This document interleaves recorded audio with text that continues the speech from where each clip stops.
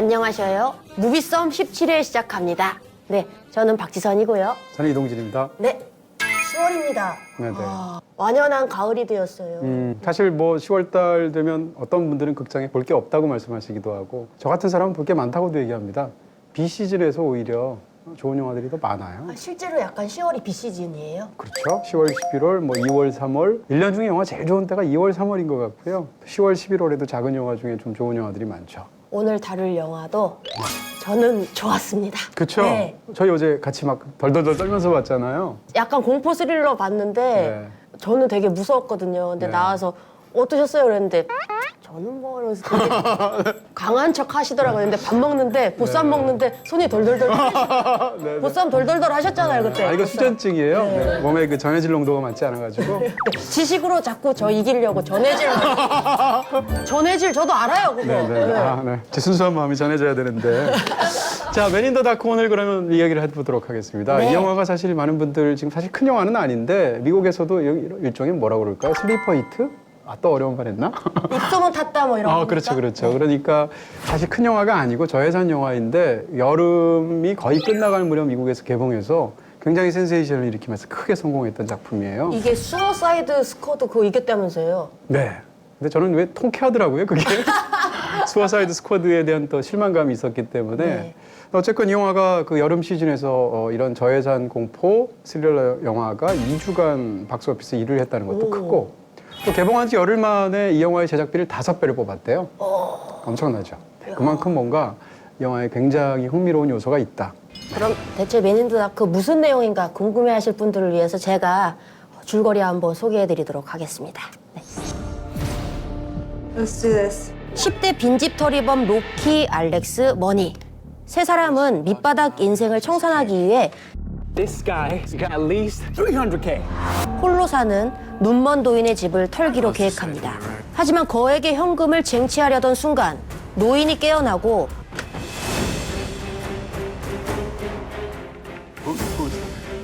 이들의 계획은 무너지게 되죠. 집안의 불이 모두 꺼지자 모든 상황은 역전되고 You see what I see. 군인 출신의 노인은 순식간에 세 사람을 제압해버리는데요. 과연 이들은 출구 없는 지옥에서 탈출할 수 있을까요? 오늘 무비썸 맨 인 더 다크입니다. 자, 이 맨 인 더 다크의 일단 감독 먼저 소개해드려야 될 것 같은데 감독 이름이 생소하죠? 네, 저도 이 감독 이름을 외우지 못했는데 이블 데드라는 영화의 리메이크를 만든 사람이었구나 이번에 생각을 하게 됐고요. 페데 알바레스라는 감독인데 이 페데 알바레스 감독인데 이 영화를 또 제작한 사람이 워낙 유명한 사람이죠. 샘 레임입니다. 샘 레임이요? 네. 많이 유명한가요? 저는 잘 네. 지인이 아닌데. 일단 예. 말하면 바로 아실 거예요. 뭔가 하면 스파이더맨 시리즈를 만든 사람입니다. 원, 투 같은 작품들을 만들어서 워낙 그 거대한 성공을 거뒀고 사실은 샘 레이미는 원래 공포 영화를 제일 잘 만드는 사람이에요. 80년대 저예산 영화 중에 이블 데드 시리즈가 또 이 매니아들 사이에서 굉장히 유명하거든요.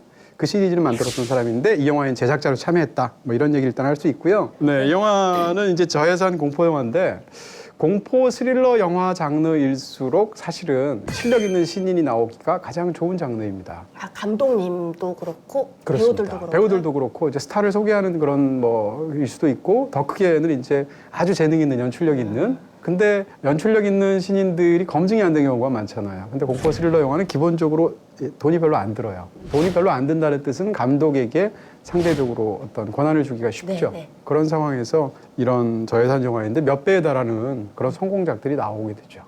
이 영화를 보면 떠오르는 영화가 저는 굉장히 많았어요. 뭐 혹시 떠오르는 영화 있으셨어요?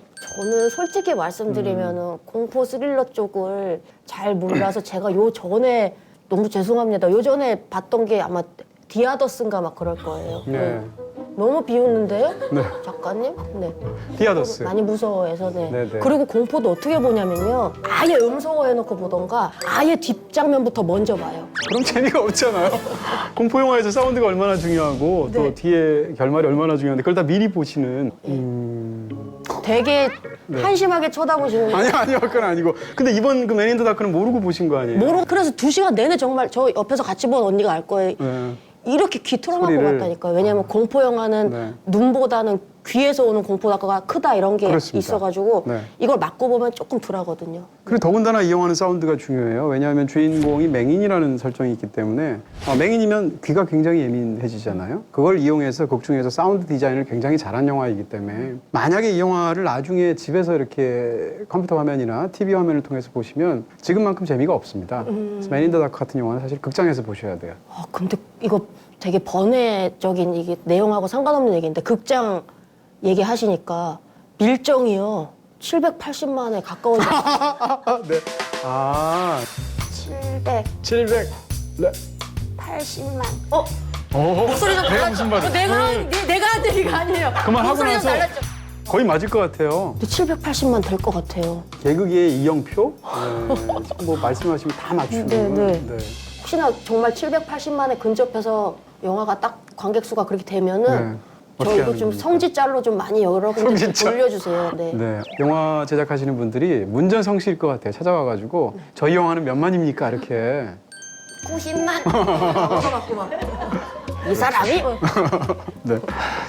저는 사실 떠오르는 영화가 굉장히 많은데요. 이 장르 영화일수록 네. 떠오르는 영화가 많을 수밖에 없어요. 장르라는 것 자체가 이전에 있었던 어떤 관습을 끌어오거나 비틀거나 뭐 이런 식으로 만드는 영화라서 기본적으로 이 영화를 보시면 사람들이 제일 많이 생각할 영화는 패닉룸. 네. 그래서 데이비드 핀처 영화인데 패닉룸을 보면 집에 있는 어떤 신체적인 결함이 있는 상대적으로 몸이 굉장히 안 좋은 그런 딸을 보호하는 어머니가 있는데 둘만 있는 집에 괴한들이 침입해서 집안에서 벌어지는 얘기죠. 그러니까 공간이 굉장히 중요하고 침입자와 침입된 자 사이의 어떤 대결. 그것도 약간 한정적인 공간 내에서 일어나는 일들이네요. 그렇습니다. 제목이 일단 패닉룸이니까. 비슷합니다. 네. 그리고 더 유명한 영화로는 사실은 나 홀로 집에가 있어요. 저도 그 생각했는데. 그쵸? 네. 여기는 약간 더 육탄전이면은 나홀로 집에는 그 꼬마는 더 머리 써서 그 도둑들을 괴롭히는. 그게 약간 다르다 뿐이지 그렇습니다. 정말 비슷하다 이런 느낌 받았어요. 네, 하나는 코미디고 뭐 부담 없는 영화고 하나는 공포 스릴러 쪽이긴 하지만 나 홀로 집에랑 굉장히 비슷한 게 혼자 지켜야 되는 사람이 뭔가 일반적인 기준으로는 굉장히 유약한 사람이죠.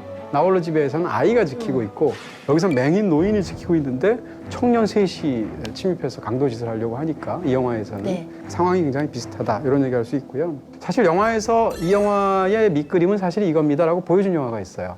무슨 영화일까요? 처음에 영화 시작하자마자 처음 범행, 그러니까 메인 범행이 일어나기 전에 간단하게 터는 그 첫 장면이 있죠. 네. 거기서 등장할 때 보면 책이 한 권이 등장하는데 그 책이 이제 바보의 황금이라는 책이에요. 근데 그 바보의 황금이라는 책을 원작을 해서 만든 굉장히 유명한 영화가 있습니다. 바로 고다르 영화인데 고괴자들이라는 영화가 있어요. 근데 그 스토리가 뭔가 하면 두 남자가 한 여자를 동시에 사랑하는데 이 셋이서 범행 계획을 짜고 범행을 저지르는 얘기입니다. 이 영화의 구도하고 똑같죠. 그러니까 맨 인 더 다크는 사실상 바보의 황금이라는 영화로는 고괴자들이라는 거기서 기본 설정을 갖고 온 거죠.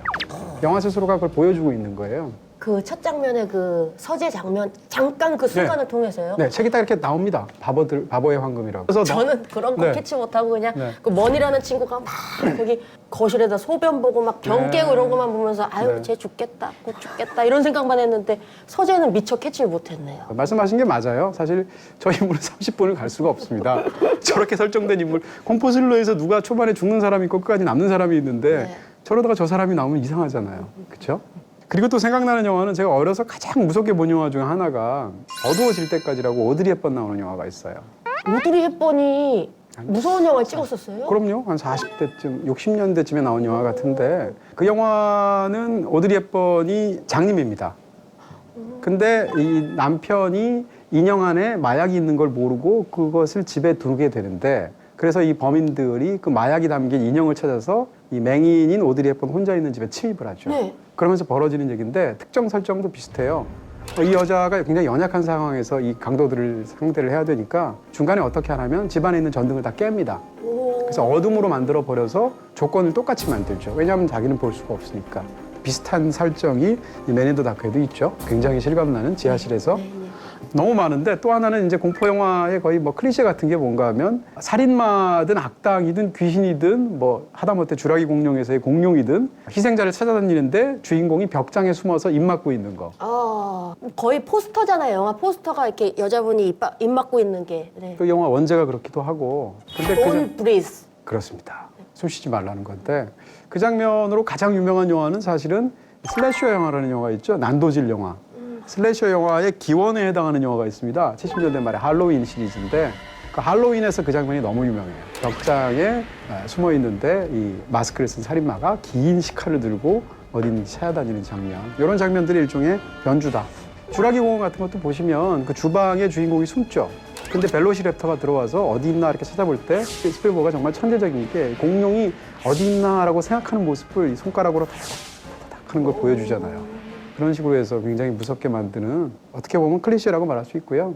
사실은 이 장면이 강시 선생하고 똑같아요. 강시 선생 아세요? 홍콩 영화? 네네. 우리나라의 개그계에서도 많이 그 패러디를 했죠. 네. 강시 선생에서 강시가 막 날뛰어가지고 죽이려고 그러면 이마에다가 부적을 딱 붙입니다. 네. 그 순간 강시가 딱 쓰게 되죠. 네. 그럼 막 도망가다가 또 떼지면 다시 또 쫓아가서 공격하고 이러는 건데 이런 설정이 사실은 비슷한 부분이 있다. 그렇다고 해서 뭐 이 페데 알바레스가 강시 선생의 팬이었다. 뭐 이런 얘기는 아닙니다. 그냥 떠오르는 영화다. 네. 국내 영화로는 블라인드라는 영화가 있었죠. 김한길 씨 나왔던. 그러네요, 정말. 저는 맨 처음에 이 소재를 듣고 네. 눈이 보이지 않는 존재에 대한 공포다. 좀 특이하다 그래서 이 영화를 선택한 것도 있었는데 그런 캐릭터를 다룬 영화들이 꽤 있네요. 그렇습니다. 그러니까 어떤 설정을 딱 어떤 장르 영화가 나왔을 때 이런 설정은 정말 처음 본다. 네. 그런 영화는 거의 없어요. 대부분 다 이전에 그런 영화들이 있었습니다. 장르라는 것 자체가 계속 변주하는 방식으로 이루어지기 때문에 그렇다 얘기할 수 있고요. 네. 어쨌건 이런 뭐 많은 영화들이 있으니까 이 영화 보시고 재밌다면 지금 말씀드린 영화들 한번 찾아보시는 것도. 저도 그래야겠네요. 어두워질 때까지 봐야겠네요. 네. 제가 또 햇번 언니 좋아해서. 배우에서는 누가 좀 돋보였나요? 배우요? 네. 아무래도 저 뭐 그 여자분이 좀 네. 이 제인 레비가 그 이블데드에도 나왔었거든요. 그렇게 해서 이 감독과의 협업을 통해서 계속 인상적인 모습을 보여주는 것 같은데 저는 에마 스톤 닮은 것 같더라고요.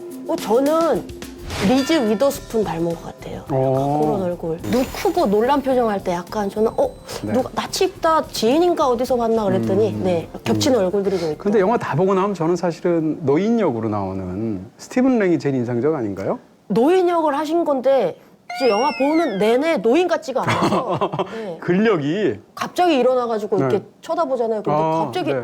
런닝만 입고 계신데 네. 말죽거리 잔혹사 권상우 씨가 갑자기 일어난 것처럼 몸이 너무 좋으세요. 근데 그런 설정이 이상하지 않은 게 극 중에서 걸프전까지 참가했던 퇴역 군인이다. 그리고 아주 그 육체적인 힘은 굉장히 강한 것으로 설정이 돼 있고 또 하필이면 남자 주인공인 딜런 미네트는 굉장히 또 왜소한 캐릭터예요. 한 사람은 젊었지만 키가 작고 왜소하고 한 사람은 나이가 들고 맹인이었지만 몸이 굉장히 좋고 또 군인 출신이고 이렇게 해서 양쪽의 균형을 맞추는 그런 캐스팅이 아니었나. 근데 스티븐 랭 보시면서 어디서 많이 봤는데 하시는 분들 있을 텐데 아바타 시리즈 그렇다면서요. 네, 2편, 4편 앞으로 네. 나오겠지만 1편에서 아주 굉장히 인상적인 대령역으로 거기서 이제 나왔었죠. 그걸 아마 기억하시는 분들이 있지 않을까 싶어요. 자, 이제 인물들을 얘기하는데 저는 사실 이 영화를 보면서 처음에 느꼈던 건 인물이 너무 적지 않나? 왜냐하면 공포 영화, 스릴러 영화에선 죽어나가는 사람이 필요한데 네. 침입한 사람 3사람, 지키는 사람 노인 하나 너무 적잖아요. 그렇죠. 보통 공포 영화 보면은 약간 좀 다양한 캐릭터도 있잖아요. 막 그 공포 상황에서도 불구하고 막 사랑을 나누는 커플도 막 있고. 그 네. 사랑을 나누면 먼저 죽는다라는 것도 네. 공포 영화의 법칙이 있죠. 네. 그리고 또 막 똘똘한 친구 뭐 있고 여러 친구들이 있는데 여기는 되게 한정적이에요. 네. 그런데 자세히 말씀드리면 스포일러가 돼서 할 수 없지만 사실은 이거 가지고 어떻게 만드나 하는데 캐릭터가 또 있죠. 뭐 얘기할 수는 없고요. 네. 나중에 3부를 기대해 주시면 될 것 같고요. 캐릭터. 네. 그렇습니다. 또 있죠. 그리고 또 개가 있죠. 멍멍이 나오죠. 네, 그래서 개를 이용해서 노인은 혼자인 것처럼 보이지만 이 개가 사실은 노인 편에서 대결을 하게 되죠. 개가 없었으면 영화는 88분이 아니라 8분쯤 끝납니다. 개가 그럴 수 큰 있어요. 역할 많이 합니다. 왜냐하면 그 노인의 약점을 보완해주는 캐릭터거든요. 일단 노인은 달릴 수가 없어요. 앞이 안 보이는데 어떻게 달리겠어요? 근데 걔는 달리는 캐릭터입니다. 그리고 여러 가지 이런 측면에서 노인이 할 수 없는 뭔가를 보완해주면서 이 주인공들을 압박하는 캐릭터라서 사실은 굉장히 중요하다. 다른 맹인 안내견들은 착하고 막 천사 같고 그러는데 얘는 네. 짐승 같지 않으셨어요? 약간 좀 맹수 같고? Get a chloro bomb.